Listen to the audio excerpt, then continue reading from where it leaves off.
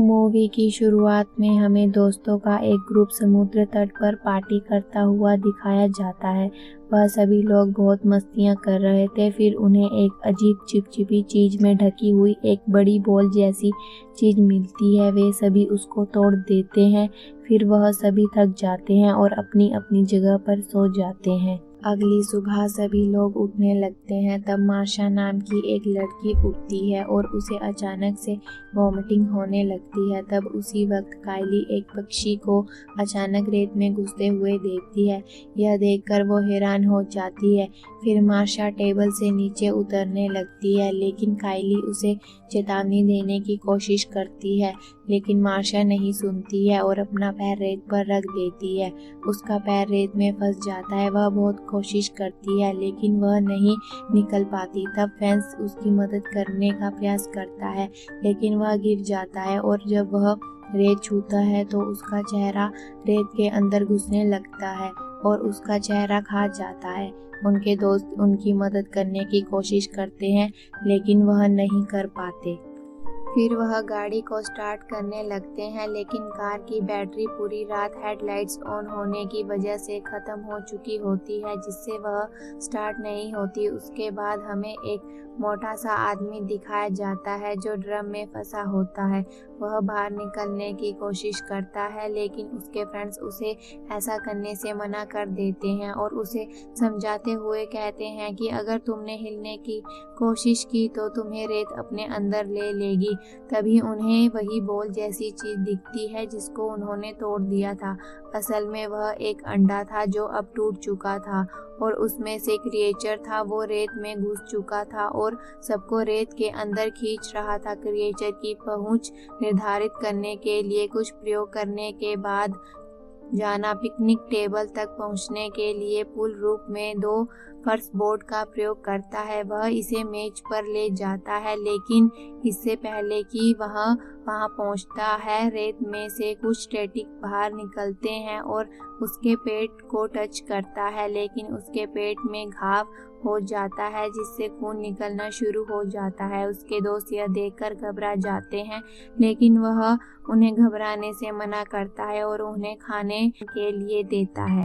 रोनी और चंदा कार की डिग्गी से फोन निकालने का प्रयास करते हैं, लेकिन रोनी की उंगलियां गाड़ी की डिग्गी में फंस जाती है। तभी एक गार्ड वहां पर ड्राइव करता हुआ आता है। सभी उसे गाड़ी से न उतरने की चेतावनी देते हैं। फिर उसे अपने जूते से सुरक्षित रेत पर चलते हुए देखकर चौंक जाते हैं। गार्ड समझता है कि सभी ड्रग्स के नशे में हैं और उन्हें ताना मारता है, लेकिन जब वह अपनी चाबियां गिरा देता है और उन्हें उठाने की कोशिश करता है तो क्रिएचर उस पर हमला कर देता है। वह उस पर पेपर स्प्रे करता है, लेकिन तब तक वह उसे खा जाता है। कायली पेपर स्प्रे को उठा लेती है, जिससे मीच को अपने फिल फॉल्प लगाकर और पेपर स्प्रे में भिगोए हुए तौलिए के साथ अपने पैरों को लपेटकर ट्रक तक पहुंचने का विचार मिलता है। चंदा उसे कार से तौलिए फेंकती है, लेकिन जब मीच दूसरे तौलिया को पकड़ने का प्रयास करता है तो बैनिस्टर टूट जाता है और वह रेत पर गिर जाता है, जहां वह क्रिएचर उसे मारता है और उसे खा जाता है। तब कायली कार में जंप करती है और रोनी की उंगलियों को कार की डिग्गी से निकाल देती है। इस बीच ग्रिलबर्ट को पता चलता है कि उसने क्रिएचर को आकर्षित करते हुए ड्रम के किनारे पर अपना पेट काट दिया है।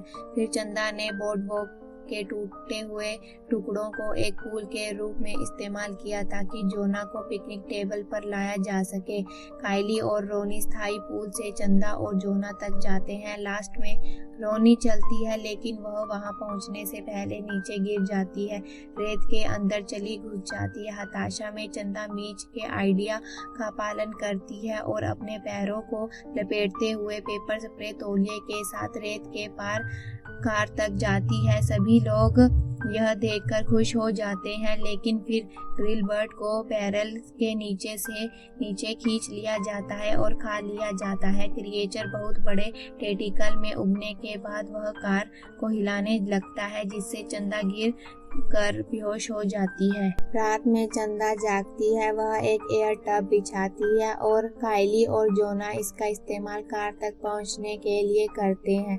तभी अचानक जमीन से क्रिएचर निकलता है और कायली के कार में जाने से पहले दरवाजा बंद कर देता है।